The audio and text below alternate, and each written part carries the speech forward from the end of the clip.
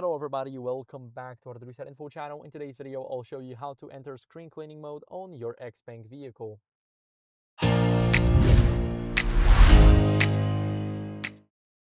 So I am on the XPeng P7 Plus Performance. Now if you want to do it, you need to go over into the vehicle settings, go over into display, and in the display you want to scroll down until you see more section, go to screen cleaning. And now what are we going to do is we're going to clean our screen. So as you guys can see, we are cleaning our screen. We want to make sure that it is shiny. And now once we clean it, what are we going to do is we're going to we're going to press and hold to exit. So we need to hold for 3 seconds with our finger. And now we are leaving the screen cleaning mode. Our screen is clean and we did not touch it.